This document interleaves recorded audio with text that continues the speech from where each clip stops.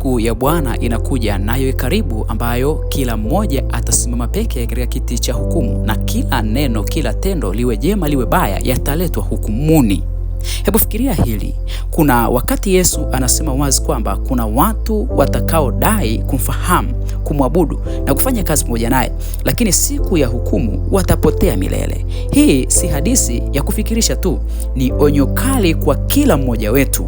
Wakati wa maisha haya ni rahisi kuingia kwenye mwendo wa kidini na kuishi katika matendo ya kidini bila kuishi na Yesu. Leo tutagundua ni aina gani ya watu Yesu anasema sikuwajua na kuwafahamu, ondokeni kwangu. Tusome katika kitabu kile cha Mathayo sura ile ya 7 fungu la 21 mpaka 23. Si kila mtu aniitaye Bwana, Bwana ataingia katika ufalme wangu, bali ni yule atakayefanya mapenzi ya Baba yangu aliye mbinguni. Wengi wataniambia siku hiyo, Bwana, je, hatukufanya ishara na matendo makuu hata kutoa pepo kwa jina lako? Lakini nitawajibu, ondokeni kwangu ninyi mtendao dhambi. Hii ni onyo kali ambalo Yesu alikuwa akilitoa, ya kwamba kuna nyakati mtu anaweza akaishi katika matendo ya kidini bila kuwa na huyo mwenye dini, na hili ni onyo kubwa ambalo tunapewa wapendwa. Ninakuomba ungana nami mwanzo mpaka mwisho, maana huenda ikawa labda orodha yako iko katika masomo haya, wale ambao watakaokataliwa, na ninakuomba ya kwamba ikiwa utagundua jambo hili ufanye marekebisho, maana saa ya hukumu inakuja, nayo ikaribu, nayo kila mmoja atasimama peke yake katika kiti cha hukumu. Namba 1, watu watakaokataliwa. Hawa ni watu ambao wanaofanya kazi ya Mungu bila uhusiano wa kweli na yeye mwenyewe, manabii wa uongo. Bwana, Bwana, je, hatukufanya maneno yako hata kutoa pepo kwa jina lako? Katika Mathayo sura ya 7 fungu la 22. Watu hawa wanajitahidi kufanya kazi ya kiroho, kutoa mafunzo, kuhubiri, kuongoza ibada, lakini hawana uhusiano wa kweli na Yesu. Kumbuka Yesu alisema, bila ninyi kukaa ndani yangu hamwezi kufanya jambo lolote. Ni kama manabii wa uongo wa Biblia, wanatoa neno la wenyewe, si lile linaloongozwa na Roho Mtakatifu. Hapa Yesu alituonya ya kwamba kuna nyakati watu watavalia ngozi ya kondoo, kumbe ndani ni mbwa mwitu wakali. Lakini pia akaonya kabisa ya kwamba watajaribu hata kufanya miujiza ya kuomba moto kutoka mbinguni, kwa maana yake ya kwamba wanaweza kufanya ishara na maajabu. Yamkini hata waliowateule, kuna nyakati wanaweza wakadanganywa na matendo haya ambayo manabii wa uongo wanaweza wakayafanya. Kumbuka Yesu alishatuonya mbele, si kila miujiza inatoka kwake, lakini pia si kila miujiza haitoki kwa Mungu. Lazima tumpime nabii anayejiita nabii, kwa sababu neno la Mungu limeweka wazi ya kwamba nabii wa kweli atapimwa kwa neno la Mungu. Leo hii watu wengi wanapenda miujiza, hivyo tunapotea katika changamoto hiyo. Namba 2, wanaoishi na dhambi za siri.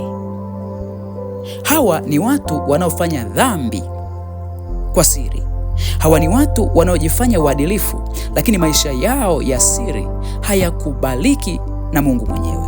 Wanafanya dhambi wakiwa mbali na macho ya wanadamu, wakiwa ndani hakuna anayeona. Yesu anasema wazi, hakuna siri itakayofichwa isiyojulikana. Kumbuka siku hiyo kila neno la siri au la wazi yataletwa katika kiti cha hukumu. Hata kama ulifanya siri ambapo hakuna anayejua, kumbuka jicho la Mungu lipo ambalo linaona kila mahali, ambapo hata macho ya binadamu yasingeweza kuona. Hakuna siri itakayofichwa isiyojulikana. Hii inatufundisha kuwa kila siri na kila dhambi ya siri ambayo haikutubiwa, ambapo hakuna hata mwingine asiyejua, siku ya hukumu vitaletwa, na hii itafanya watu wakataliwe. Ninakutia moyo, ikiwa kuna dhambi ya siri ambayo unayo hata mtu mwingine hajui, jisalimishe kwa Yesu, na ni mwingi wa rehema, anaweza kukusamehe. Namba 3, watu watakaokataliwa. Hawa ni wanafiki, wanaomtaja Yesu kwa midomo, lakini Yesu haishi ndani yao. Fikiria, wanafanya maombi hadharani, wanashiriki ibada, lakini mioyo yao haiko pamoja na matendo yao. Hawa ni wanafiki. Yesu aliwapinga wazi kwamba Kuonekana mtu wa kiroho mbele ya watu haimaanishi kwamba umepewa baraka au umaarufu mbinguni. Ndani yako lazima uwe huru na wa kweli. Usiogope kuwajibika mbele ya Mungu na wala sio mbele za watu. Hawa ni watu ambao wanaweza wakaonekana wataua mbele za macho ya binadamu, unafiki, na hata hivyo wanaweza wakasimama wakaonekana mbele za Mungu kwamba ni wasafi mbele za watu, lakini uhalisia si hivyo. Namba 4, wasiotii sauti ya Mungu au maagizo ya Baba. Watu hawa wanapuuza maagizo ya Mungu. Wanaweza kusoma Biblia, wanaweza kuhudhuria ibada, lakini wanapuuza kuishi kulingana na neno la Mungu linavyosema. Hii ndilo linalowachukua mbali na Yesu. Kutii si hiari tu, ni ushuhuda wa maisha yako. Kama Yesu alivyosema, basi kila mtu anayesikia maneno yangu na kuyafanya ataingia katika ufalme wangu, lakini asiyetii ataambiwa aondoke katika ufalme wa Mungu. Namba 5, na tutaishia hapa leo.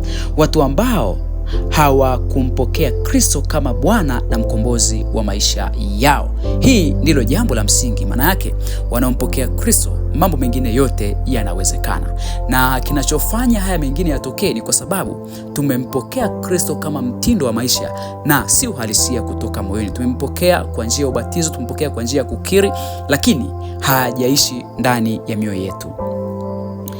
Hawa ni watu waliopuuza kumkiri Yesu kama Bwana na mkombozi wa maisha yao.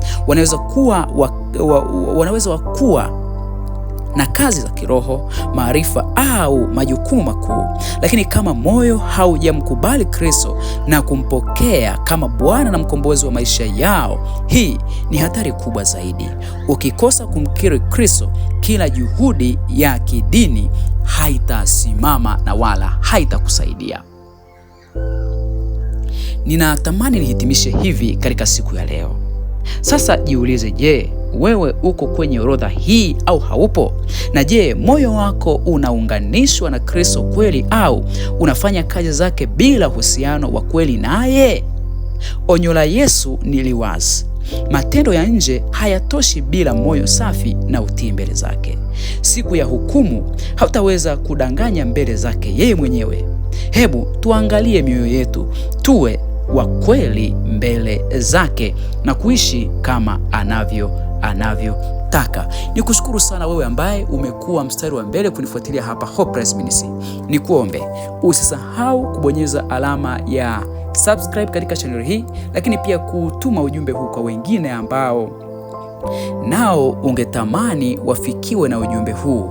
Kumbuka ya kwamba chaneli hii ina mpango wa kuwatoa watu katika ufalme wa giza na kuwaleta katika ufalme wa Kristo, yeye mfalme wetu ajaye. Usisahau kubonyeza alama ya like katika video hizi, lakini pia usiache kuandika hapo amen au Mungu akusaidie katika komenti, ili tuendelee kukuombea na kukutia nguvu, lakini pia kubonyeza alama ya subscribe ili channel hii iendelee kuwa baraka kwako punde tunapokuwa tukirusha vipindi vyetu. Ni kutakie baraka sana za Mungu. Kumbuka ya kwamba ipo siku ya hukumu inayokuja ambayo hatutaweza kuwa na ujanja tena. Hatutaweza kujitetea, bali yeye ajuaye tunayoyafanya ya sirini atayaweka wazi, na yatakapowekwa wazi tutasimama kila mmoja mbele ya kiti cha hukumu. Kumbuka, Yesu amekufa kwa ajili yako, na kama unaamini kwamba Yesu anaweza kukuokoa katika dhambi, usiache hapo chini kukomenti amen, lakini pia usisahau kulike na kushare ujumbe. Mungu akubariki sana.